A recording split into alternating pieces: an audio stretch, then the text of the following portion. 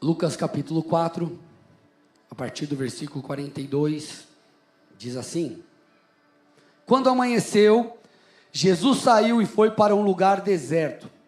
As multidões o procuravam, foram até junto dele e não queriam deixar que ele fosse embora. Jesus, porém, lhes disse: é necessário que eu anuncie o evangelho do reino de Deus também nas outras cidades, pois para isto foi enviado. Eu vou repetir: é necessário que eu anuncie o evangelho do reino de Deus também nas outras cidades, pois é para isso que fui enviado. E pregava nas sinagogas da Judeia. Esse é um dos textos que deixam claro que Jesus, ele tinha como missão, a sua missão central era anunciar a chegada do reino de Deus. Então, o evangelho do reino de Deus se refere à boa notícia de que o reino de Deus é chegado, de que o Messias estava entre o povo, que o rei chegou e o reino agora é inaugurado. Esse reino de Deus que Jesus propaga, declara e ordena que as pessoas se arrependessem para que entrassem nele, é um reino que tem duas faces, é um reino que tem dois lados, é o que nós podemos chamar de reino presente e reino futuro. O reino futuro diz respeito àquilo que acontecerá, porque o Jesus que veio uma primeira vez e ascendeu aos céus, ele voltará e reinará aqui, amém, gente? E essa é uma das etapas da nossa redenção, rumo à completude da nossa redenção. Jesus voltará e Jesus reinará. Contudo, esse reino que Jesus pregou, não fala apenas daquilo que acontecerá, mas daquilo que já aconteceu, daquilo que já está entre nós, daquilo que Jesus inaugurou, porque através da vida de Jesus, o reino de Deus já começou a operar entre as pessoas, entre os povos, entre as nações. Então, aquele que se arrependesse dos seus pecados, cresce no Senhor, faria parte desse reino e começaria a experimentar a vida de Deus no dia a dia. As pessoas já teriam acesso ao poder de Deus. Por isso que, por exemplo, lá em 1 Coríntios 4, 20, Paulo diz assim: o reino de Deus não consiste em palavra, mas em poder. O que ele está dizendo é: o reino de Deus não diz respeito a algo filosófico, mas a algo que produz mudança, algo que produz resultado, algo que produz uma transformação na sua vida, na sua condição. Então, quando Jesus fala do reino de Deus, ele não fala apenas de um evento futuro, mas daquilo que é presente.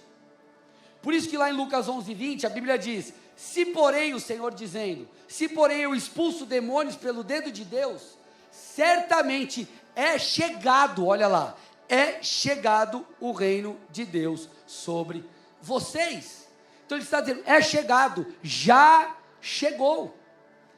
Por isso que o próprio Jesus afirmou lá em Marcos 16, 17 e 18, por isso que a Bíblia diz dessa forma: estes sinais acompanharão aqueles que creem.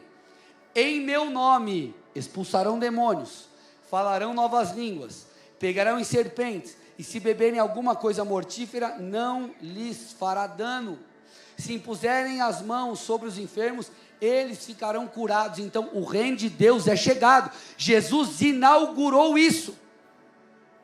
Jesus inaugurou isso porque, por causa da obra de Cristo, por aquilo que nós temos no Senhor, nós podemos experimentar o Senhor, nós podemos ter experiências com Deus, nós podemos ver esse texto aqui de Marcos 16 se cumprindo. Agora talvez você diga assim: pastor, legal, muito bacana toda essa ideia, mas o que isso tem a ver comigo? O que isso tem a ver comigo aqui, que estou aqui sentado no culto de domingo na igreja? Amados irmãos, tem tudo a ver, porque a igreja, ela é o corpo de Cristo. O que eu estou tentando dizer com isso? Ela é chamada para continuar o trabalho de anunciar o reino de Deus, ela é comissionada para propagar essa mensagem e fazer o que nós lemos aqui no Evangelho de Marcos. Então isso envolve o quê? Pregação, Envolve o quê? Contar o testemunho daquilo que Jesus fez na sua vida. Isso envolve obras de justiça social. Isso envolve ajuda aos necessitados. Isso envolve viver os padrões do reino lá no seu dia a dia, vivendo aquilo que a palavra diz. Por isso que o Senhor deixou de maneira muito clara no Sermão do Monte a verdade de que nós somos luzeiros, somos luz. Está lá em Mateus capítulo 5, versículos 14 a 16.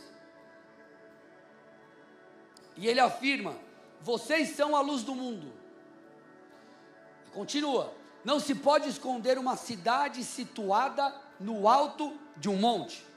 E também não se acende uma lamparina para colocá-la debaixo de um cesto, mas de um lugar adequado onde ilumina bem todos os que estão na casa. Assim, ele continua: brilhem também a luz de vocês diante dos outros, para que vejam as boas obras que vocês fazem e glorifiquem o Pai de vocês que está nos céus. Então, o texto é muito interessante, porque Jesus diz: vocês são a luz do mundo.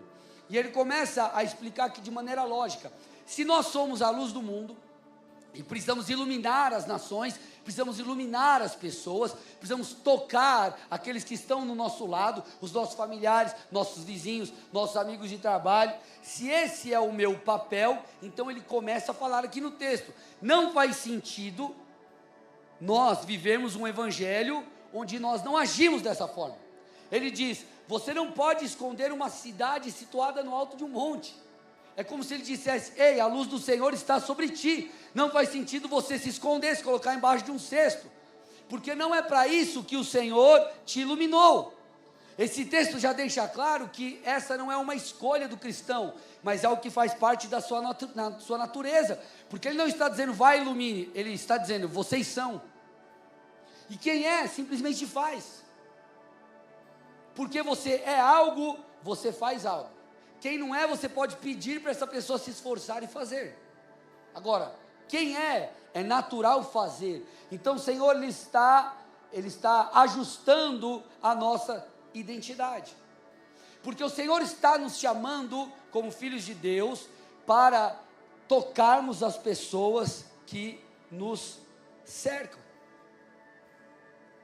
Porque da mesma forma que a luz ela é essencial para muitas coisas, inclusive para a própria vida, o Senhor está dizendo: espiritualmente a igreja é ou funciona como uma luz. Ela ilumina e aponta para aquele que é a verdadeira luz, a luz maior. Então é um comissionamento que está sobre o corpo de Cristo. Nós não podemos viver um evangelho privado, irmão.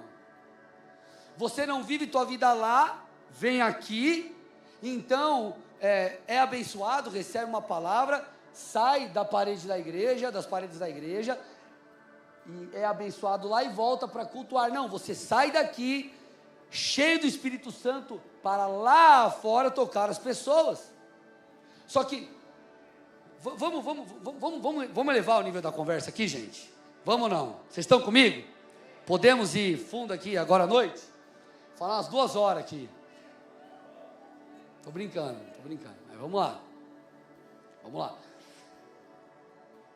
Quando nós olhamos para conceitos como esse, que são muito claros na Bíblia, por que às vezes a igreja tem dificuldade? Porque a igreja ainda está no raso. Como assim, pastor? Não entendi. Nós tínhamos que estar aqui discutindo como corpo de Cristo, como que nós vamos tocar as nações. Nós tínhamos que estar aqui discutindo como nós vamos tocar o nosso bairro. Nós tínhamos que estar aqui discutindo como nós vamos fazer projetos maiores para abençoar mais e mais vidas. E aí nós temos, eu sei que isso faz parte do processo, está tudo certo, mas eu quero te levar a refletir. A gente fica discutindo questões como: irmão, você está há 10 anos na igreja, e puxa vida, você não entendeu ainda que você tem que ser disciplinado na tua busca. Vamos lá, meu irmão, será que você ainda não entendeu que você tem que estar congregando? Irmão, será que você não entendeu que você tem que largar a pornografia? Irmão, será que você não entendeu que você tem que dar um próximo passo? Aí a gente está aqui brigando, fazendo brincadeirinha, sendo que Deus nos chama para estar vivendo coisas maiores.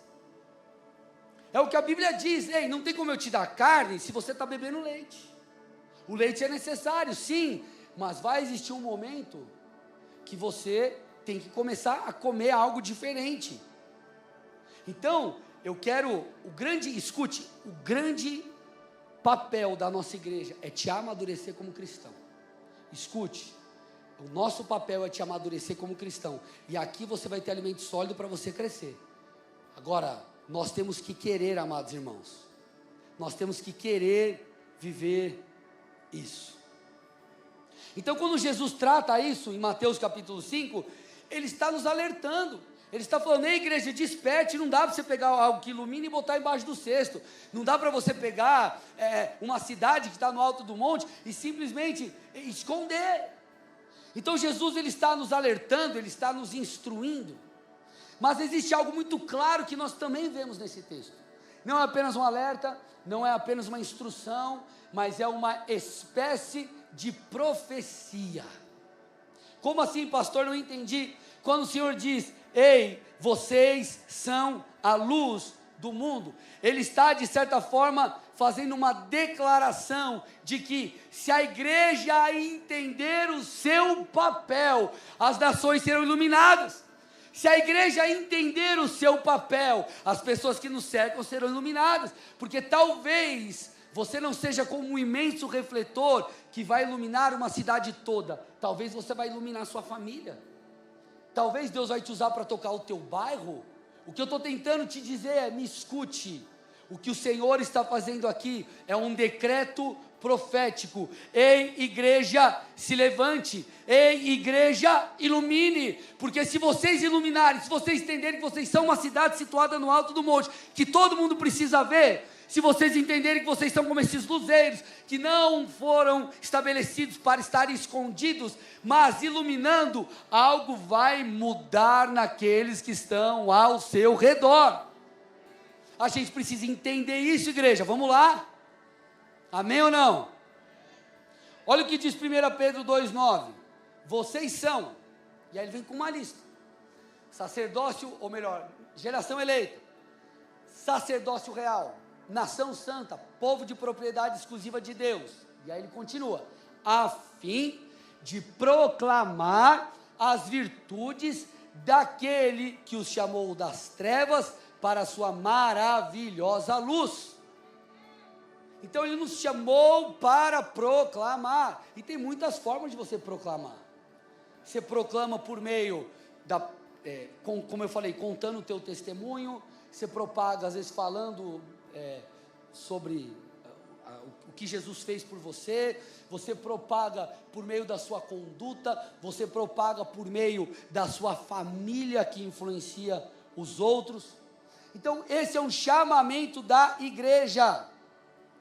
Por isso que nós vemos ali em Filipenses 2, 14 e 15, Paulo dizendo o seguinte: façam tudo sem murmurações nem discussões, para que sejam irrepreensíveis e puros, filhos de Deus, inculpáveis no meio de uma geração pervertida e corrupta, na qual vocês brilham como luzeiros do mundo.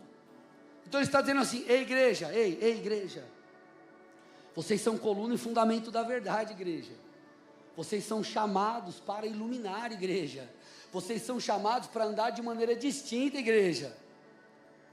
Crente é chamado para ser santo. Você não precisa ser estranho, tá bom, gente? Tudo bem ou não? Você não precisa ser estranho. Você tem que ser santo, separado. Tá bom? Então não precisa ser estranho. Cara, você vai lá na faculdade, fica cara de doido. Não, é normal, tá bom? Mas seja alguém santo, porque o texto está dizendo que o nosso comportamento faz com que nós venhamos a iluminar as pessoas. Então perceba, não é apenas uma instrução, é um decreto profético. Se você viver assim, as pessoas verão a transformação na sua vida. Aí você está lá no meio da sua família, antes a sua vida era cachaça, treta. Chegava aquele final de ano, irmão, começava a discussão por causa do futebol, e aí, irmão, daqui a pouco, a discussão de futebol virou o UFC Family. Luta, briga, soco, xingo.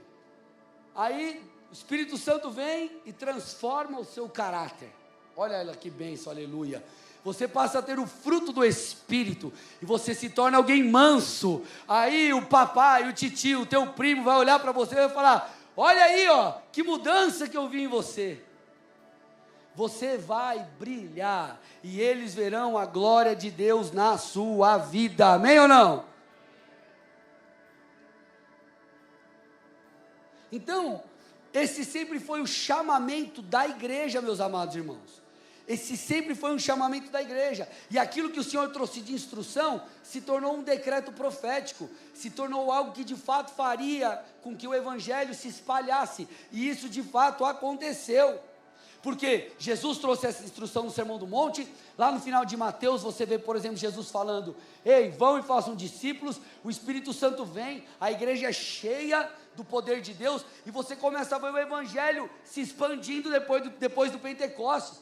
Você começa a ver Paulo fazendo viagens missionárias, estabelecendo igrejas. Você começa a ver a perseguição que era para paralisar a igreja, na verdade sendo usada pelo Senhor como instrumento para espalhar o evangelho. E aí você começa a ver a perseguição. Não, então vamos matar os cristãos por causa da fé. Matava os cristãos por causa de sua fé, e acontecia o inverso. Não parava esse, aspas, movimento. Na verdade as pessoas se convertiam, e aquilo se espalhava como espalhava, irmão.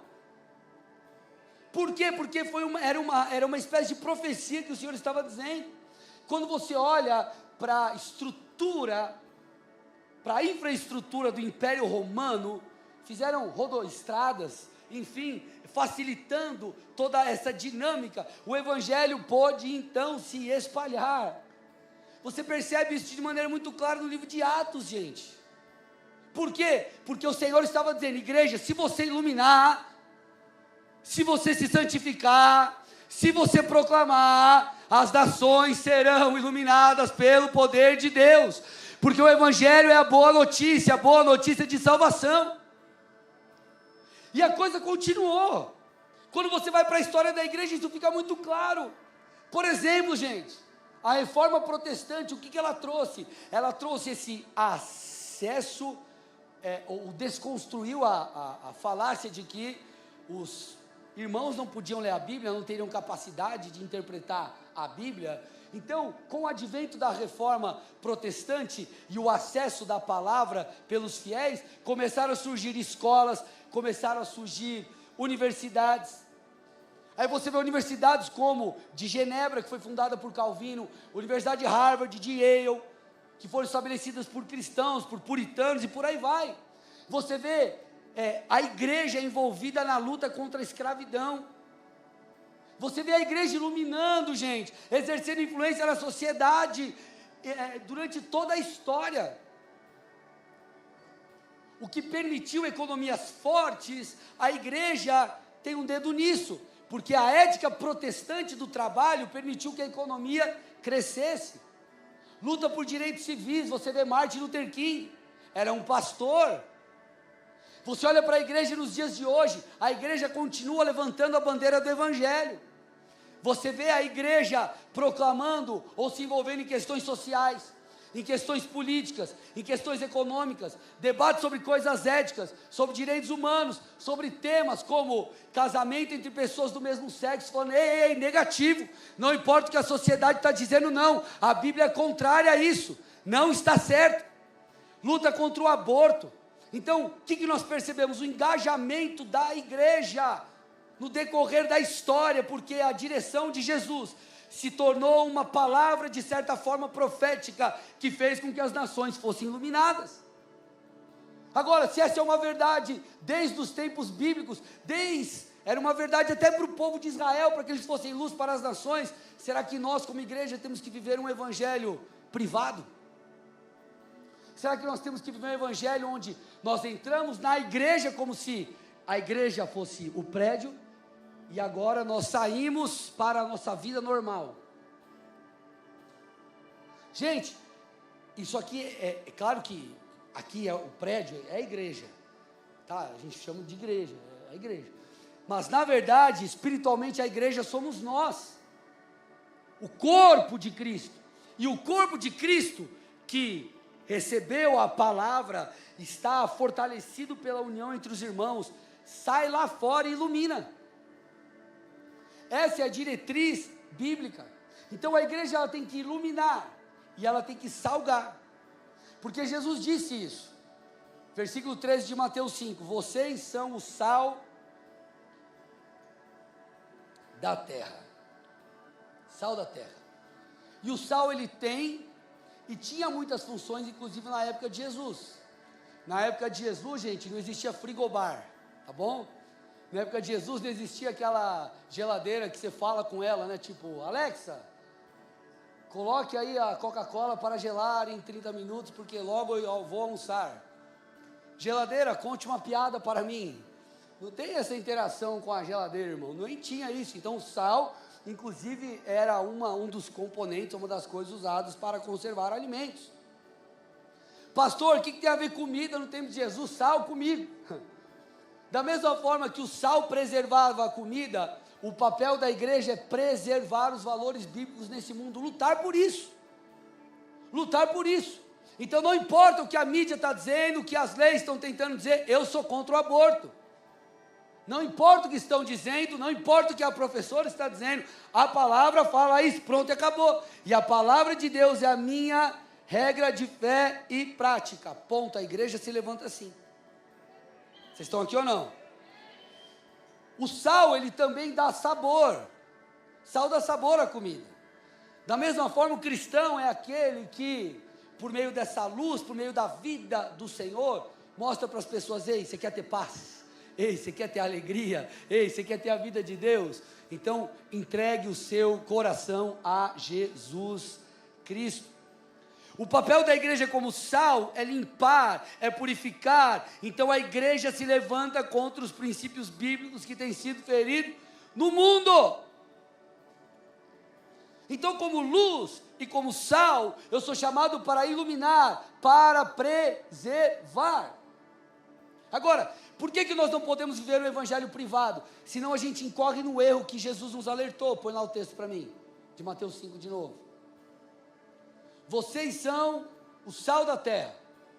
Ora, se o sal vier a ser insípido, como lhe restaurar o sabor? Para nada mais presta senão para, lançado fora, ser pisado pelos homens. Ele está dizendo aqui, o sal é para conservar, o sal é para dar sabor, o sal é para tudo isso. Se ele não servir para isso, para que ele vai servir? Não vai prestar para nada. Não presta para nada. Se o sal não salga, para que ele presta? O que o Senhor está dizendo aqui? Se a igreja não se levanta dessa forma, que evangelho que a igreja tem vivido? Alô? Quem está aqui comigo? Que evangelho é esse que a igreja tem vivido? Se eu não refuto as obras das trevas, como a Bíblia diz, se eu não me levanto para desfazer as obras do diabo, se eu não me envolvo e não me engajo na sociedade, na minha família, aonde eu estiver, para levar o evangelho, que tipo de sal eu sou? Porque é como se o Senhor dissesse: se nós perdermos essa essência, acabou para nós no que diz respeito a esse aspecto. Por isso que nós precisamos, gente, como igreja, fazer a diferença. Então, escute, eu quero que você saia daqui com algo muito claro. Começa a pensar, pense naqueles que estão ao seu redor. Porque talvez a gente fale assim: uau, eu vou ganhar o Brasil inteiro para Jesus. Começa ganhando aqueles que estão perto de você. Começa ganhando a sua família, começa ganhando os seus amigos, começa orando por eles, começa de alguma forma exercendo influência na vida deles. E por que eu estou falando isso para vocês, gente? Porque nós temos que subir o nível da conversa. Nós não podemos viver um evangelho individualista. É o evangelho para mim. O que Deus pode fazer por mim. O que Deus deve fazer por mim. Porque eu sou dizimista. O que Deus deve fazer para mim, porque eu sirvo no ministério e dou a minha vida a Jesus. Vocês estão aqui, gente? Escute. Nós precisamos viver um evangelho que é para Cristo. Sabe por quê? Deixa eu te explicar. No final de todas as coisas, o que você conquistou, você não vai levar. Tá bom?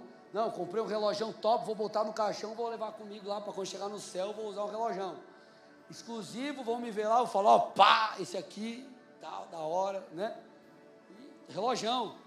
Vou botar aqui, vão me sepultar dentro do carro, porque eu vou levar esse carro aí lá pro céu. No final das contas, sabe o que a vida vai se resumir? Qual foi a sua resposta diante da entrega do pai, ou melhor, da entrega que o filho, da entrega que o pai fez acerca do filho? Diz respeito à obra de Jesus. Você creu em Cristo? Sim, glória a Deus. Habite com o Senhor. Você não creu em Jesus? Sinto muito, você vai para o inferno. Essa é a pura verdade do evangelho. Você viveu segundo aquilo que Deus tinha para você, glória a Deus, você vai receber recompensa. Se não, sinto muito. A vida se resume a isso, amados irmãos. Vocês estão aqui ou não? Eu não estou dizendo que você não tem que prosperar, não estou dizendo que você não tem que crescer, não estou dizendo que você tem que se preocupar com a sua vida, é claro que você deve. Agora o que eu estou dizendo é, nós como igreja, em vez de nós vivemos o inverso, tudo que eu vivo é para a glória de Deus, nós vivemos de outra forma. Na verdade, tudo é para mim. Deus precisa me servir. E de alguma forma essa é uma verdade que nós vemos lá sendo expressa no livro de Ageu. Porque Ageu, ele profetizou em um período crítico do povo de Deus. Eles haviam retornado do exílio babilônico por um decreto de Ciro, e eles começaram a reconstrução do templo. E o templo falava dessa vida com Deus, o templo comunicava essa relação com Deus. Só que eles começaram nessa reconstrução a enfrentar dificuldades, enfrentar desânimo, enfrentar oposição, e eles pararam a obra. E eles fizeram o quê? Focaram apenas nos seus próprios interesses. Por aproximadamente 16 anos o templo ficou abandonado, enquanto o povo se voltava a construir as suas próprias casas apenas. Então nós vemos Deus levantando Ageu, e ele diz assim, Ageu 1, versículos 1 a 4, olha lá.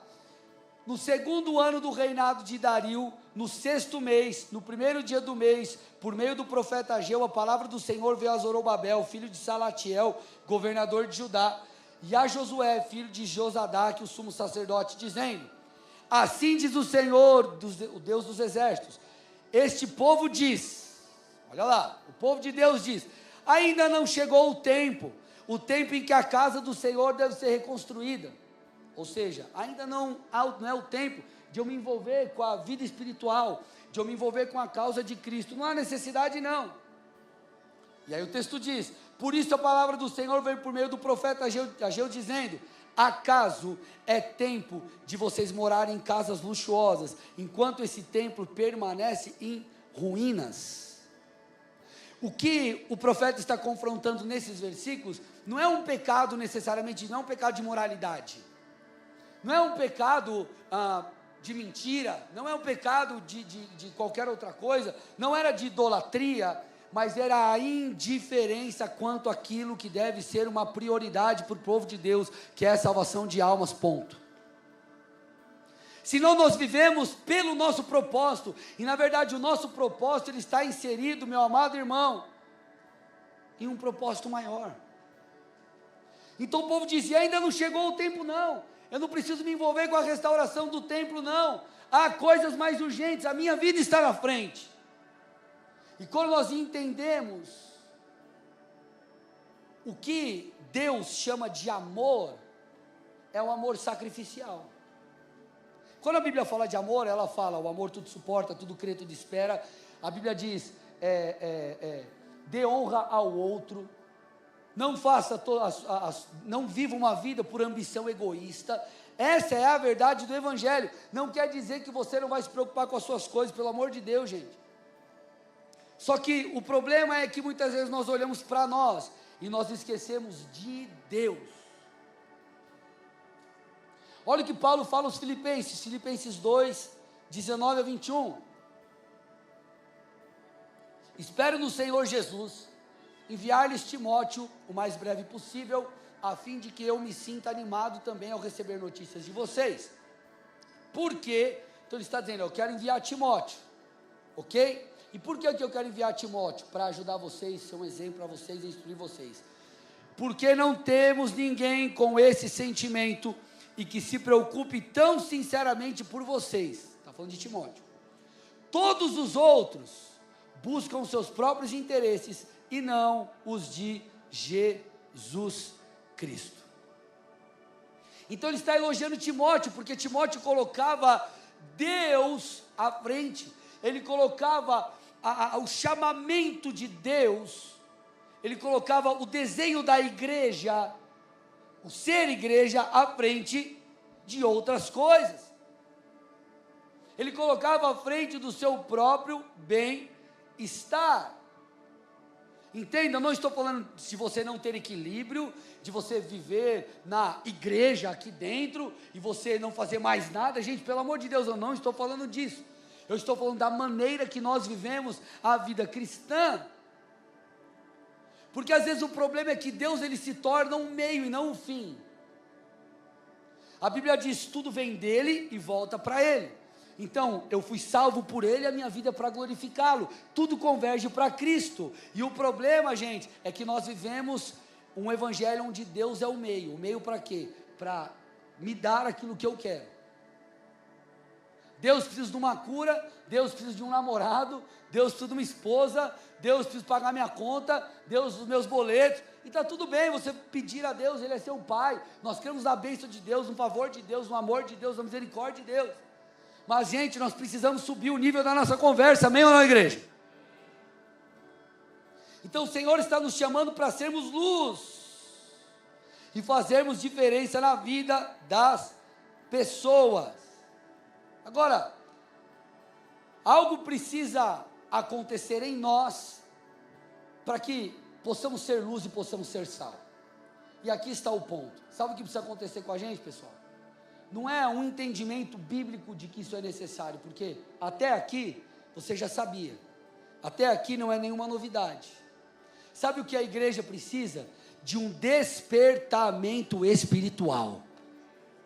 Escute, a igreja precisa de um despertamento espiritual, porque nós pedimos demais, Senhor, muda a minha nação, Senhor, muda a minha cidade, Senhor, muda o meu bairro, Senhor, toca a minha família, Senhor, muda o Brasil, sendo que nós como igreja deveríamos orar, Senhor, me aviva, Senhor, me levanta, Senhor, me capacita, Senhor, vem sobre mim. Nós nos esquecemos para que Deus estabeleceu a igreja, pessoal, Deus estabeleceu a igreja para iluminar e para salgar, e nós entramos aqui como se fosse um santuário onde você busca a Deus, e quando a gente sai, a gente se esquece das coisas de Deus, sendo que a ideia do Senhor é, ei, peraí, eu tenho um povo que é instruído, um povo que recebe dons, um povo que tem o Espírito Santo, e é com esse povo que eu conto, para produzir mudanças no mundo, é com esse povo que eu conto para tocar outras pessoas, e nós ficamos lá, oh Jesus, abençoa o Brasil, e está tudo certo, você tem que interceder, só que na verdade a gente tem que estar com o joelho no chão, falando, Senhor, abençoa o Brasil, mas Senhor me levanta, Jesus me toca, Jesus eu quero estar cheio do Espírito, e gente nós temos, eu preciso subir o nível da conversa com vocês, aí a gente fica brigando, puxa eu não oro, puxa eu não me santifico, puxa eu não me posiciono, e a gente fica lá lidando com coisas no nível raso, sendo que o Senhor queria que você estivesse prostrado, recebendo revelação, recebendo poder de Deus, sendo despertados para que faça grandes coisas no Senhor, igreja. É isso que o Senhor está nos chamando. E aí a gente começa a ficar tão atribulado com coisas tão pequenas diante de um cenário maior. O meu problema é porque o irmão não sei o que, o outro irmão não sei o que lá, o outro irmão não sei o que, ou o problema é porque da minha escala, ou por causa disso, por causa daquilo. Gente, vamos subir o nível da conversa, pelo amor de Deus. Ele quer nos chamar, Ele está nos chamando para mudar realidades, Ele está nos chamando para tocar pessoas. Por favor, vamos amadurecer, gente. Procura alguém perto de você e fala, fevereiro começou bem.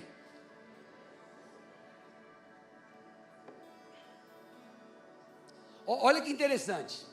Famoso texto, você conhece. 2 Crônicas 7, 14. Nós achamos que a transformação está no governo. E está tudo bem, Deus levanta pessoas na política, ok? Deus levantou Davi, Deus levantou Moisés, e Deus levanta pessoas, glória a Deus por isso. Só que nós nos esquecemos do que esse texto diz. Porque esse texto diz, se o meu povo, que se chama pelo meu nome, se humilhar e orar, e me buscar, e converter dos seus maus caminhos, eu vou ouvir dos céus, perdoarei os pecados e sararei a terra. Ele está dizendo, eu vou mudar as cidades, eu vou mudar as nações, eu vou impactar o mundo por causa do meu povo. Porque o meu povo orou, porque o meu povo se arrependeu, porque o meu povo clamou, e porque o meu povo se converteu dos seus maus caminhos. Agora entenda, esse texto ele não está falando só de moralidade, ele está falando de um despertamento espiritual. Não é só você se prostrar, orar e falar, Senhor me perdoa, porque eu cometi pecados, perdoa os pecados da nação. Ele está falando sobre uma conversão de caminhos, e conversão de caminhos não passa apenas por questões morais, passa por questões de mentalidade. Ei, a minha vida é para mim, agora não vai ser mais, eu converto o meu caminho. Senhor, eu só estou em busca do meu sonho, porque eu quero viver uma vida bacana, e está tudo bem com isso, mas eu entendi que eu vou além, então eu me converto dos meus caminhos. Eu renovo meu entendimento, eu passo a ter a mente de Cristo, eu começo a entender a prioridade de Deus. Então o que o texto está dizendo é, quando nós nos arrependemos e somos despertados por causa dessa mudança que o Espírito produziu em nós, nós vemos o Senhor tocando a terra, nós vemos o Senhor sarando a cidade, nós vemos o Senhor sarando o nosso bairro, sarando a nossa família. O problema é que nós achamos que o avivamento começa lá fora, o avivamento começa aqui dentro. O avivamento começa aqui dentro. Você não pode se acomodar com aquilo que você já viveu em Deus. Será que você não percebeu que a apatia espiritual de quem já está caminhando mais tempo com Deus é uma armadilha do inferno? Porque agora que você foi experimentado, amadureceu, é agora que Deus quer te usar mais. Aí a pessoa chega aqui e ela para, ela desanima, ela murcha, não há mais despertamento espiritual, essa pessoa se torna alguém religioso, uma pessoa religiosa. Quando nós olhamos lá para Atos 1:8, o texto está dizendo que nós seremos testemunhas, nós seremos testemunhas. Olha lá, vocês vão ser minhas testemunhas em Jerusalém, Judéia, Samaria, os confins da terra. Só que tem um antes, e o antes é, vocês receberão poder, ou entenda com isso, vocês serão despertados espiritualmente. Igreja, nós precisamos ser despertados espiritualmente. A gente tem que estar aqui no culto prostrado, Senhor, tem misericórdia, Senhor, me enche com teu espírito, porque eu quero sair lá fora, eu quero tocar pessoas, Senhor, por favor. Não é uma prática religiosa, Jesus te adora, aleluia, meus boletos, minhas contas, a gente sai, ufa, glória a Deus, o Senhor abriu a porta, aí você volta para cá, Jesus, agora eu preciso disso, preciso daquilo, aí você volta para lá, aí também se Deus não fez, você já fica chateado, você também não vou mais na igreja, porque Deus não fez o que eu quis, pedi. Fevereiro começou bem. Receba com amor isso, gente, porque às vezes a gente tem que dar uma puxadinha para que a gente possa crescer. Eita glória, aleluia. Salmoura depois. Então nós oramos, gente, Mateus 6,10, vem o teu reino, Senhor, vem o teu reino, faz a sua vontade.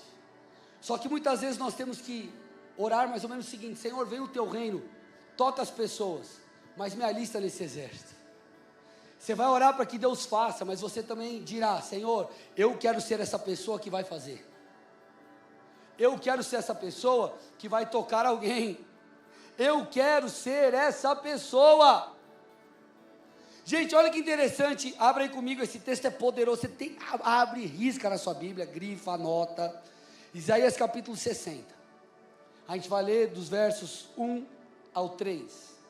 Aqui é um texto é uma promessa de restauração para Israel pós-exílio, e o Senhor começa a apontar, a declarar sobre o futuro do seu povo, declarando que esse povo que viveu algo terrível, agora será restaurado e se tornará luz para as nações. E o texto está dizendo, olha lá, levante-se e resplandeça, porque já vem a sua luz, e a glória do Senhor está raiando sobre você, porque eis que as trevas cobrem a terra, e a escuridão envolve os povos, mas sobre você resplandece o Senhor, e a sua glória já está brilhando sobre você. As nações se encaminham para a sua luz, ó Jerusalém, e os reis são atraídos para o resplendor do seu amanhecer. Por mais que o texto aqui aponte para a restauração de Israel, ele também traz uma aplicação prática para os nossos dias, porque a igreja é chamada para iluminar. Então o que o Senhor está falando para nós é: levante-se, igreja de Jesus, resplandeça, a sua luz vem, a glória do Senhor está sobre ti. E aí ele diz, versículo 2, as trevas, elas cobrem a terra, a escuridão, elas envolvem os povos, mas sobre você, igreja, está a luz do Senhor. Então se levante, resplandeça, porque as nações verão aquilo que está sobre ti. Se você crê nisso, dê uma salva de palmas bem forte a Jesus Cristo, aleluia.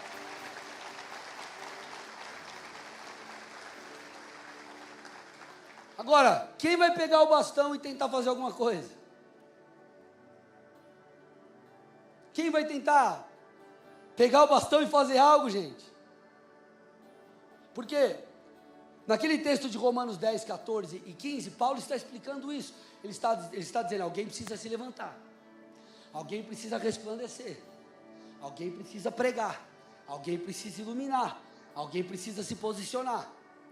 Olha lá, como porém vão invocar? Então nós estamos lá, Senhor toca, Senhor muda, Senhor transforma. Só que o texto diz, como que eles vão ser transformados? Como que eles vão invocar a Deus? Se eles não creram. Agora, como que eles vão crer se eles não ouviram nada sobre esse Deus? Como que eles vão, olha lá, como vão ouvir se não há quem pregue? E como pregarão se não forem enviados? Então o que o texto está dizendo é, muitas vezes nós oramos, e isso é uma parte essencial do processo. Sem isso não tem poder, sem isso não tem transformação, sem isso não tem como, é oração, irmão, oração. Agora, nós também precisamos fazer o que o texto diz, levantar e resplandecer. Pastor, não estou convencido ainda, eu quero uma história na Bíblia que mostre isso. Vou te dar 2 histórias, 2, para não ficar só em uma.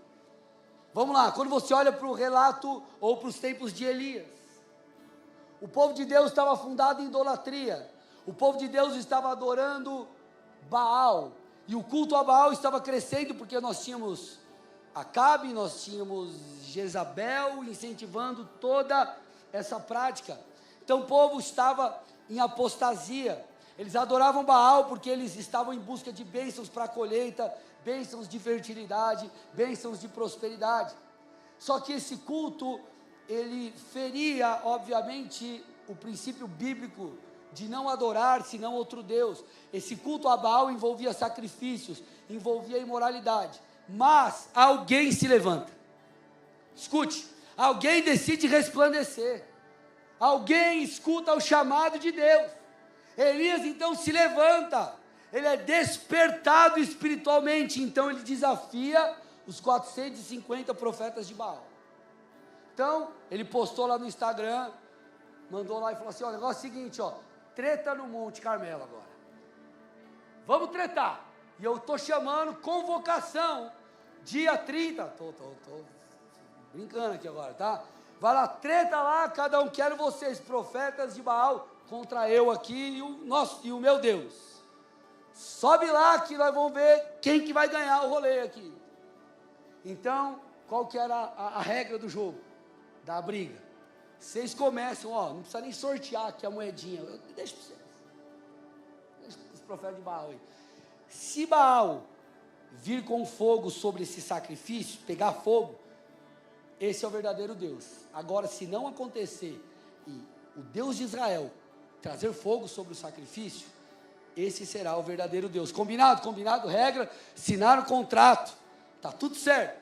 Aí os profetas de Baal ficaram lá, tentando, fazendo os esquemas deles lá, aí nada o dia inteiro, nada. Elias então se levanta, e ele ainda fala para a galera assim, ó, pega aí, pode molhar o sacrifício, molhar a lenha, molhar tudo aí, que mesmo assim Deus vai mandar fogo. Então ele ora, clama, Deus manda fogo, e consome o sacrifício, consome a água, consome a lenha, consome tudo. Então, obviamente, nós vemos por esse despertar de Elias algo acontecendo, e esse algo que aconteceu está lá em 1 Reis 18:39. Quando o povo viu isso, todos se prostraram com o rosto em terra e disseram: o Senhor é Deus, só o Senhor é Deus. Por quê? Porque alguém se levantou. A igreja precisa se despertar, amados irmãos. Essa vitória, a apostasia do povo, a idolatria do povo foi quebrada, porque alguém, ou fazendo aplicação direta e prática, a igreja, o povo de Deus, se levantou. Pastor, não estou acreditando ainda nisso. Você está falando de Antigo Testamento, eu quero saber do Novo. Tá bom, vamos ao Novo Testamento. Vamos para o Novo Testamento. Abre aí comigo Atos 19, 8 a 10. Atos 19, 8 a 10.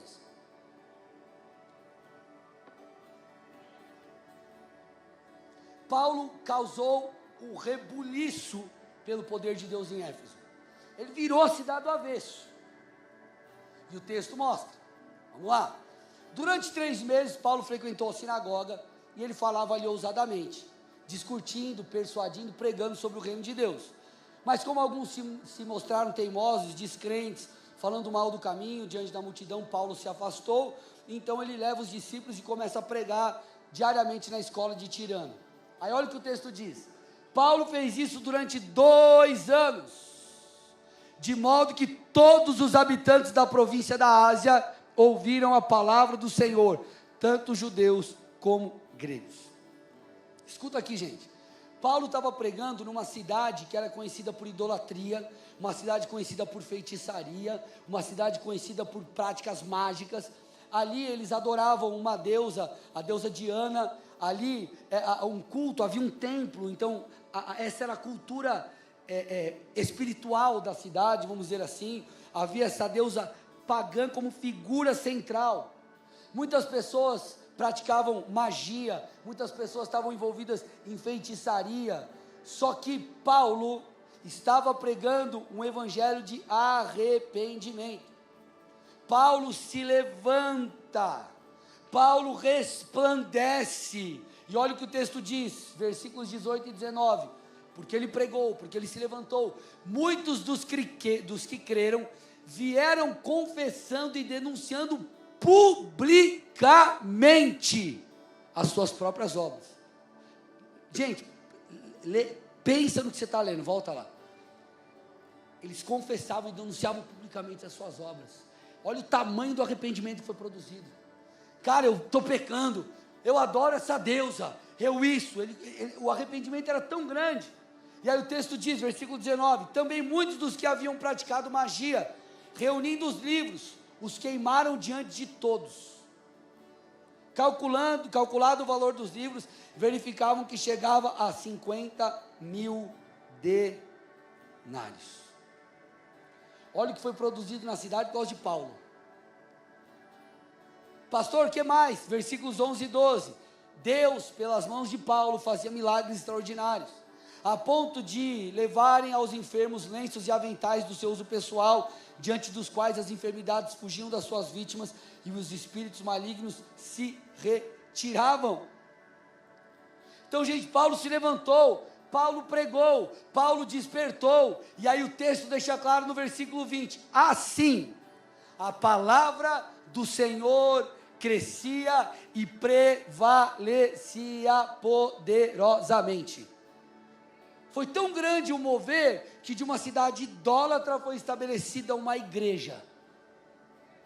Uma grande revolução aconteceu, por quê? Porque Paulo foi despertado espiritualmente. O que eu estou tentando te dizer? Eu estou terminando, gente. Nós precisamos permitir que o Espírito Santo nos desperte. nós precisamos inclinar não apenas os nossos ouvidos, mas o nosso coração para a causa do reino. Deus está te chamando não apenas para pregar, não apenas para orar pelos enfermos, não apenas para ajudar os necessitados, mas Deus está te chamando para um despertamento espiritual, para que essas coisas sejam fruto simplesmente da ação que Ele tem produzido em você. Igreja, eu termino com isso. O avivamento começa aqui dentro. Quando você olhar para a sua vida e você perceber uma frieza espiritual, escute, isso é como um sintoma de uma doença. Escute o que eu estou dizendo. Uma coisa é você, pastor, estou enfrentando um momento difícil, estou enfrentando uma temporada árdua, faz parte. Agora, quando você olha para a sua vida e você diz assim, pastor, parece que tudo mudou. Eu era alguém apaixonado por Jesus, eu queimava por Deus, eu queria estar engajado com a causa de Cristo, e agora, ei, não há mais isso no meu coração. Alerta, irmão, alerta, doença e enfermidade. Só que hoje você está passando, irmão, na ressonância magnética da Bíblia Sagrada, irmão. Você está percebendo aquilo que está fora de lugar, e o doutor, Senhor Jesus Cristo, está te passando um remedinho, que é o seguinte: se arrependa e se volte a Cristo, coloque o Senhor como prioridade, porque nós não queremos ser encontrados como aqueles que não priorizam Deus sobre todas as coisas. Paulo disse, eu me gastarei e eu me desgastarei por causa do Senhor. Escute, irmãos, deixa eu falar uma coisa para vocês, nós vivemos num país muito privilegiado, porque você entra na igreja, ninguém te persegue, fora se alguém falar alguma besteira na rede social, na tua escola, mas ninguém proíbe a gente de fazer culto. Eu estava ouvindo certa vez um pastor, se eu não me engano na China, ele falou o seguinte, ei, quem vira cristão, quem se torna crente nesse país, já sabe, vai ser perseguido. Vem no pacote, irmão. Você contratou aqui o serviço de internet para a tua casa, veio para o celular, é tipo isso. Você contratou, você virou crente, vem perseguição no pacote, irmão, você quer? E aí nós pegamos a Bíblia e falamos assim, eu quero as bênçãos, eu quero as promessas. Agora, será que eu quero a cruz? Será que eu quero a cruz? Será que eu quero obedecer a Cristo? Será que eu quero me voltar ao Senhor? Agora, muito mais do que um sermão no sentido puro da palavra, nós temos que ser despertados espiritualmente. E o teu coração precisa voltar a queimar por Jesus. Teu coração precisa voltar a queimar pela causa de Cristo. Você precisa voltar a chorar por aquilo que você chorava antes. Você precisa voltar a orar e jejuar por aquilo que você orava e jejuava de forma natural. Teu coração precisa novamente voltar a queimar. E nós viveremos isso nessa noite em nome de Jesus Cristo.